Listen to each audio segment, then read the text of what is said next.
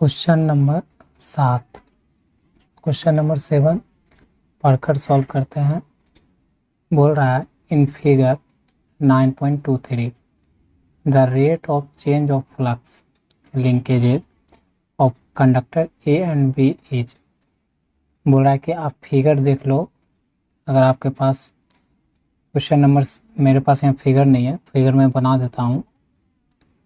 कुछ फिगर आपके पास इस तरह का था। ये मैग्नेट है,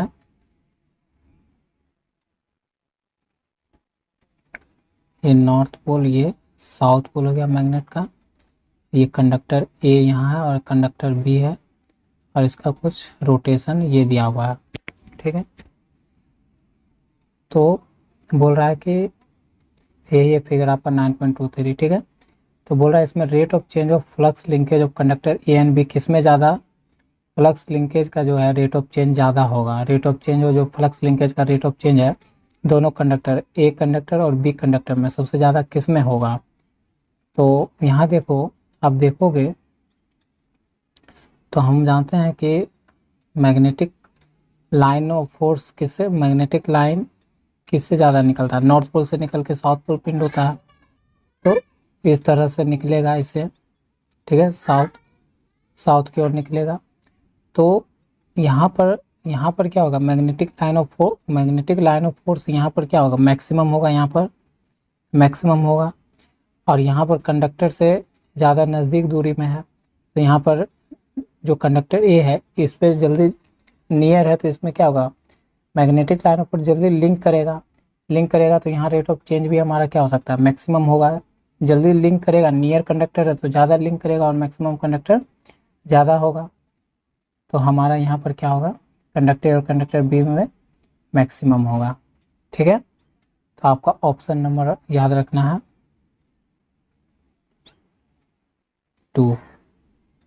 ये आपका इस सवाल का जवाब हो गया कि पूछा है कि रेट ऑफ चेंज और जो फ्लक्स लिंकेज का रेट ऑफ चेंज होगा कंडक्टर ए और कंडक्टर बी में, इस केस में क्या होगा। तो हम बोलेंगे ज़्यादा होगा, क्योंकि ये एक तरह से कैसे घूम रहा है, मैग्नेटिक लाइन ऑफ फोर्स के कैसे गिर रहा है, ये मैग्नेटिक फ्लक्स डेंसिटी के क्लॉकवाइज डायरेक्शन में घूम रहा है, तो ज़्यादा कट करेगा फील्ड लाइन को, ठीक है। तो हमारा मैक्सिमम होगा। चलिए नेक्स्ट क्वेश्चन पर। अब हम क्वेश्चन नंबर आ गए हैं 8 पर। 8 नंबर क्वेश्चन क्या बोलता है, the EMF induced in a dash is the statically induced EMF। बोलता है कि इस चारों ऑप्शन में से किस में जो EMF इंड्यूस होता है तो वो हमारा स्टैटिकली इंड्यूस्ड EMF कहलाता है। तो देखिए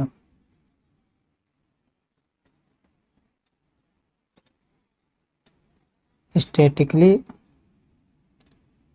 इंड्यूस्ड EMF पहले समझते हैं। तो स्टैटिकली मतलब यहाँ से क्या हो गया, स्टेशनरी। तो जब भी स्टैटिकली इंड्यूस्ड EMF होता है तो स्टेशनरी का मतलब बात है, यहाँ पर स्टेशनरी किसको रखा गया है, कॉइल को रखा गया है, और जो हमारा मैग्नेट है उसको मोशन में रखा गया है, ठीक है। तो कहने का मतलब है कि कॉइल को क्या रखा गया है,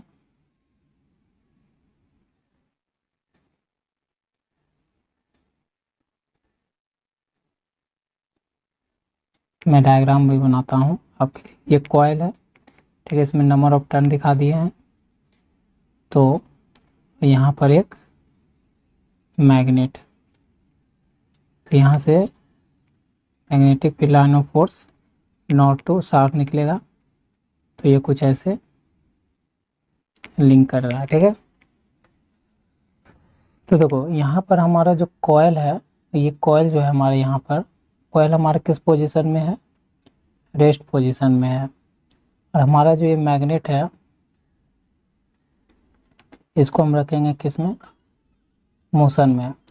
तो जब हमारा मैग्नेट मोशन में होता है और कॉइल हमारा रेस्ट पोजीशन में होता है, इसी कंडीशन में जब हमारा जो EMF इंड्यूस होता है वही हमारा इंड्यूस EMF क्या कहलाता है, स्टैटिकली इंड्यूस EMF कहलाता है। कब, जब वैन हमारा मैग्नेट क्या हो, मोशन में हो, लेकिन हमारा कॉइल क्या हो, रेस्ट में हो या स्टेशनरी कंडीशन में हो, इस दौरान जो हमारा ईएमएफ इंड्यूस होता है उसको कहते हैं स्टैटिकली इंड्यूस्ड ईएमएफ। ठीक है, तो इस ऑप्शन में देखोगे तो किसका हम कॉइल को फिक्स रखते हैं और उसके चारों तरफ मैग्नेट को चेंज करते रहते हैं पोजीशन। तो ट्रांसफार्मर में तो ऐसा नहीं करते हैं, ट्रांसफार्मर क्योंकि कॉइल फिक्स रहता है और उसको क्या करते हैं, सप्लाई देते हैं। तो ये तो स्टेशनरी स्टैटिक होता है, स्टैटिक डिवाइस होता है, तो इसमें तो नहीं हुआ। और डीसी मोटर में नहीं। आपका आंसर यहाँ से क्या हो जाएगा, ओ सॉरी यार, सॉरी दोस्तों, यहाँ मैं सही चल रहा था, थोड़ा सा गलत अथी हो गया, मैं डिस्टर्ब हो गया। तो हमारा यहाँ पर क्या स्टैटिकली इंड्यूस्ड ईएमएफ की बात कर रहे हैं ना, जिसमें हम कॉइल को क्या करते हैं, स्टेशनरी रखते हैं, रेस्ट में रखते हैं और क्या करते हैं, मैग्नेट को मोशन में रखते हैं। तो हमारा स्टेट में हो तो उसमें हमारा स्टैटिकली इंड्यूस्ड ईएमएफ होता है। तो ये हमारा किस में होता है, ट्रांसफार्मर में होता है, क्योंकि ट्रांसफार्मर में आपको याद है कोर होता है, कोर में हम वाइंडिंग देते हैं और यहाँ से हम क्या करते हैं, करंट फ्लो करवाते हैं वोल्टेज देकर। तो हमारा इसमें क्या होता है, ईएमएफ इंड्यूस होता है, मतलब फ्लक्स चेंज होता है नंबर ऑफ टर्न से, तो हमारा ईएमएफ इंड्यूस होता है। तो इसी में हमारा ईएमएफ कैसा इंड्यूस हो रहा है, स्टैटिकली इंड्यूस ईएमएफ हो रहा है। तो हमारा ऑप्शन क्या होगा, ट्रांसफार्मर हो जाएगा, राइट। ठीक है, समझ में आया होगा। अब हम लोग क्वेश्चन नंबर 9 पर आ गए। क्वेश्चन नंबर 9 क्या बोल रहा है, the EMF induce in a dash is dynamically induced EMF. तो डायनेमिकली मतलब क्या हो गया, DYNAMICALL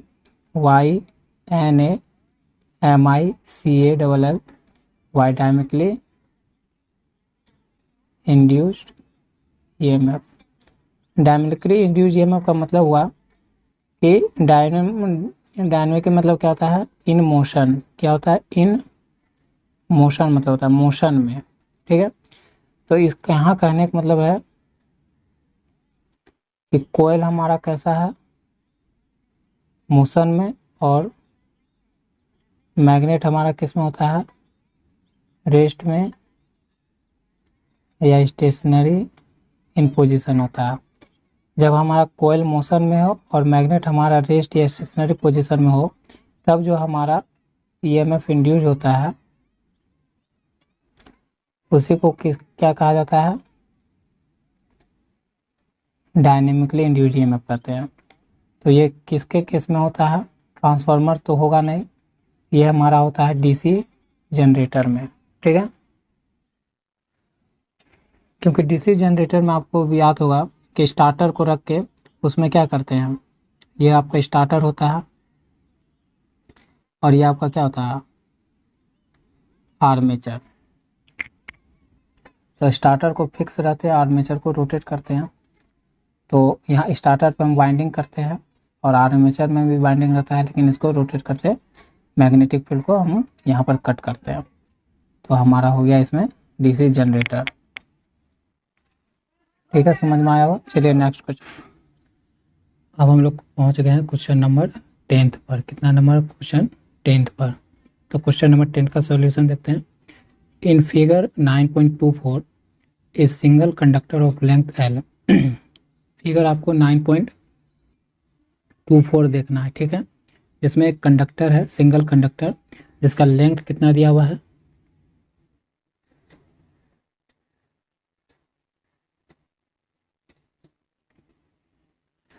लेंथ ऑफ कंडक्टर दिया हुआ आपका L मीटर।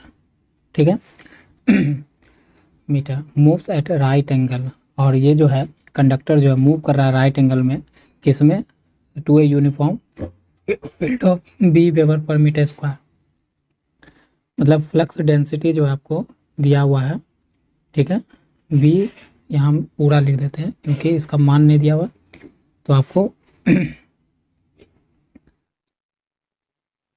फ्लक्स डेंसिटी जो है बी दिया हुआ है, वेबर पर मीटर स्क्वायर में बी। ठीक है, with a velocity of B metre per second. जो कंडक्टर मूव कर रहा है वेलोसिटी से वो कर रहा है v वेलोसिटी से metre per second, the EMF induce. तो आपको बताना है कि इस केस में ईएमएफ क्या इंड्यूस होगा इन वोल्ट्स में, ठीक है। तो ये सब तो गिवन डाटा है। तो हम इसका सॉल्यूशन करने के लिए क्या करते हैं, मान लीजिए कोई कंडक्टर है, जैसा कि ये फिगर आप देखो, इसमें कंडक्टर यहाँ पर है, मैं इसको जिसको मैं डार्क कर रहा हूँ, कलर कर रहा हूँ, ये आपका कंडक्टर है, ठीक है। तो हम सपोज करते हैं, इसको प्रूव करते हैं, ठीक है, समय लगेगा लेकिन प्रूव करते हैं। मानते हैं कि suppose the conductor moves through a small distance। मानते हैं कि जो कंडक्टर है मैग्नेटिक फील्ड में वो मूव करता है, एक छोटा सा डिस्टेंस ट्रेवल करता है, जिसको हम क्या मान रहे हैं, dx, ठीक है। वो स्मॉल डिस्टेंस को हम क्या मान रहे हैं, dx मान रहे हैं। तो ट्रैवल करेगा डिस्टेंस तो कुछ टाइम लेगा, तो वो टाइम मानते हैं dt सेकेंड में ट्रैवल कर रहा है, ठीक है। तब क्या होगा, जब ये मैग्नेटिक फील्ड में कंडक्टर मूव करेगा राइट एंगल में, तो वो कुछ एरिया कवर करेगा ना। तो एरिया कवर करेगा तो क्या निकाल सकते हैं, the area swept by the conductor. तो कंडक्टर के द्वारा जो एरिया स्वेप्ट किया गया है, मतलब उसको स्वेप्ट किया चला है, वो कितना कवर किया है, तो लेंथ इनटू जो डिस्टेंस, मतलब पूरा जो कंडक्टर का लेंथ है और जो थोड़ा डिस्टेंस वो मूव किया है, तो वही हो गया एरिया स्वेप्ट।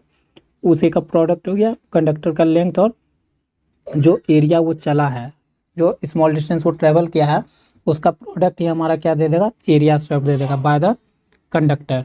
तो आ गया L into D x.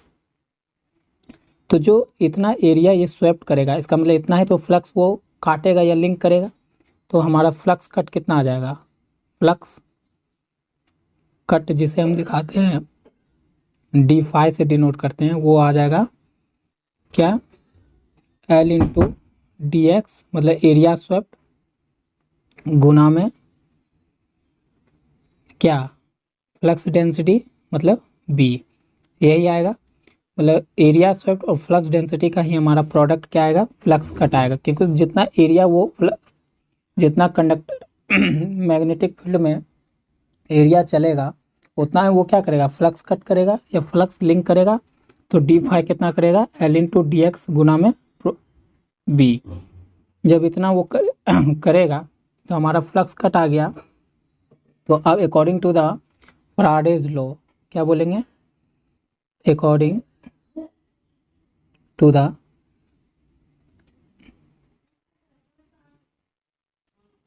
Faraday's law के अनुसार जब आप देखोगे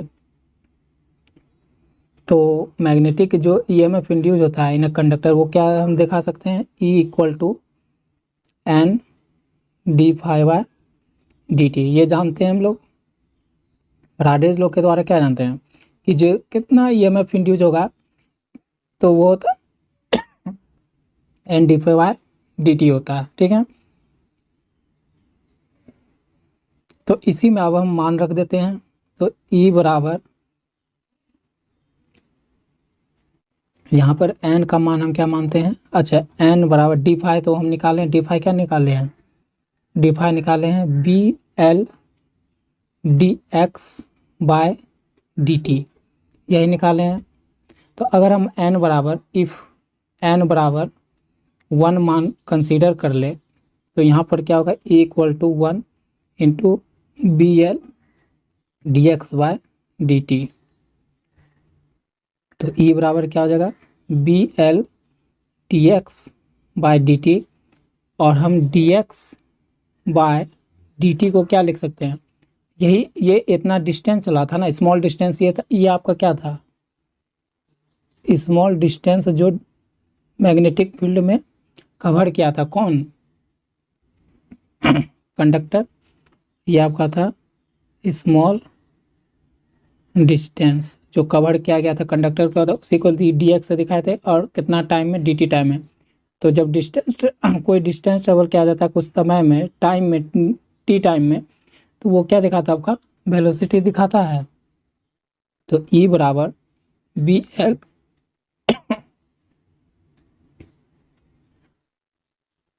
बी एल और इतना का हम किससे रिप्लेस कर सकते हैं भी से।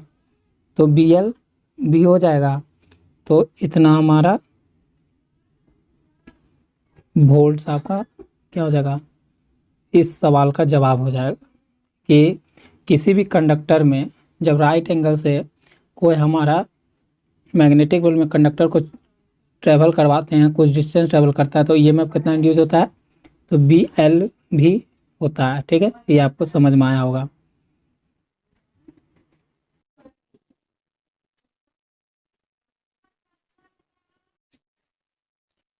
अब हम लोग क्वेश्चन नंबर 11 पर आ गए। 11 नंबर क्वेश्चन क्या बोलता है in figure 9.25 the component of velocity that does not induce any EMF in the conductor.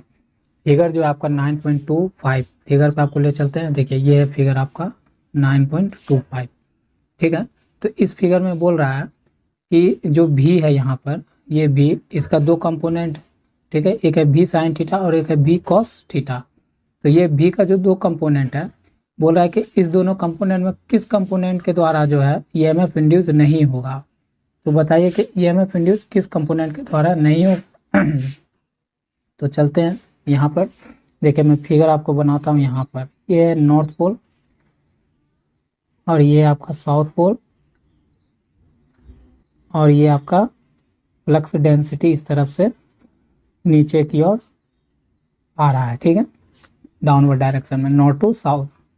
तो यहाँ पर मान लेते हैं कि कोई कंडक्टर है। मैं इसका इंक चेंज कर देता हूँ। फिर मान लो यहाँ कुछ कंडक्टर है कोई।